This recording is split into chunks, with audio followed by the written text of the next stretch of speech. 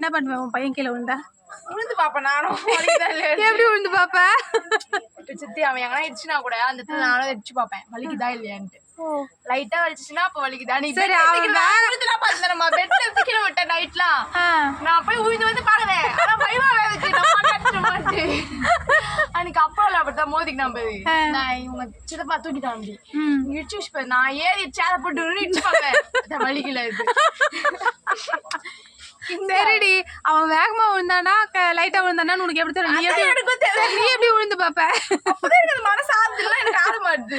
நம்மளுக்கும் அந்த வலி எவ்வளவு இருக்கு அப்படின்னு பார்த்தாதான் எனக்கு மனசு ஆறும்னா ஆகாது. சரி அவன் லைட்டா விழுந்திருக்கலாம் இல்ல ஸ்ட்ராங்கா விழுந்திருக்கலாம். அதான் எனக்கு ஏனே தெரியல. அந்த மாதிரி நான் விழுந்து பார்த்தா எனக்கு மனசு ஆகுது.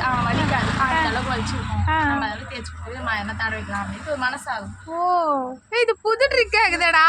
நான் நிறைய பண்ணுவேன். தலையில விழுந்தா கூட தலையில போய் மண்டி அடிச்சு வச்சு பார்ப்பேன் வலிக்குதா இல்லையான்ட்டு. தாய்டா தாய் வாசன் தாய்தான். எல்லாரும் இதை பண்ணி நீ என்ன பண்ணுவோம் குழந்தை வச்சு அடிச்சு போகுது தலைய. நீ வேணுமே தூக்கி அடிப்பேன். இது புதுசா இருக்குது ஒரு ட்ரிக்கு. கத்துக்கமா தூக்கி சேரை போட்டு இடிச்சு பாக்குறேன் நான் வலிக்குதா இல்லையா பார்த்தா அது லைட்டா தான். நீ லைட்டா இடிச்சு பார்த்தா லைட்டா தான் வேகமா இடிச்சு பார்க்கணும். நீ டப்பா அப்படி இருந்துச்சு போல வலிக்காது. நீ ஒரு நாளைக்கு வேகமா இடிச்சு பார்க்கணும். கைசா லைட்டா இடிச்சு பார்த்து லைட்டா விழுந்து பாத்துற. மகா இங்க வேறு நீலாம் உழுந்து பாப்ப இடிச்சு பாப்பல. ஆனா பசங்களுக்கு செய்யற சாப்பாடுலாம் சாப்பிட்டு பார்த்துட்டு தான் விட்டுருவேன். அது என்னோட ட்ரிக்கு. சாப்பிட்டு பார்த்தா நான் விட்டுருவேன். உப்பு எல்லாருமே அப்படிதான் செய்வாங்க தாய்ங்க.